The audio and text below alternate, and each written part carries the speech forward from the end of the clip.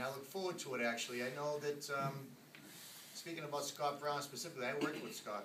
We actually sat in the same office for 4 years. We sat right next to each other. And I thought he was a good state senator. I thought he was a nice guy. I personally think he's in over his head in the job that he's in now, and that's why I'm supporting Elizabeth Warren. I haven't met her yet. I know friends of mine who have met her. She's a very impressive candidate, very impressive person. I think she's going to win, but she's not going to win without our help. In this type of race, in this type of year, it's one of those election years where there's a lot up in the air. You can't really tell where people stand in regard to how they feel about politicians in government. I think what I have found in the past 6 terms is that people do like their local officials, whether it be a state rep, state senator, congressman. The real local seats, people like their person, but they do hate D.C. and they do hate the State House. I hope that continues to be the case this year as I face re-election. I always have an opponent. I assume I'll have one again this year. I run a campaign every 2 years anyway.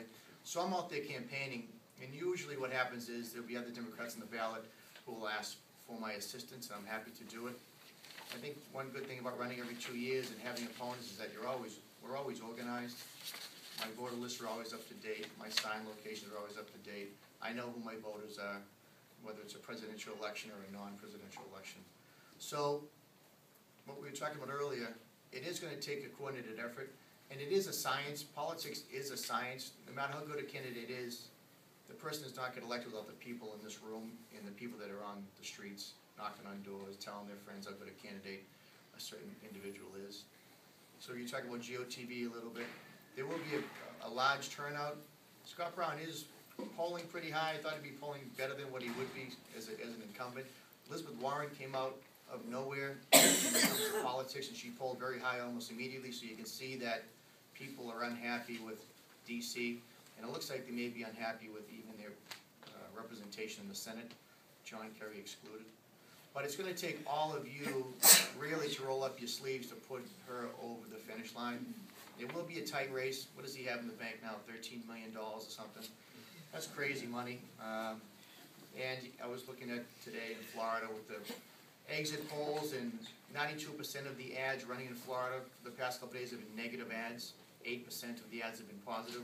Mitt Romney has spent maybe up to $20 million in negative ads just to pull out Florida. So it is going to be a divisive year when it comes to negative ads.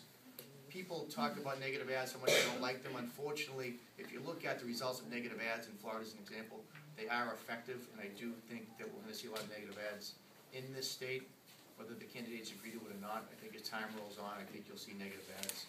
But it's the positiveness of an individual and of a candidate that's going to win, and I think she's going to win.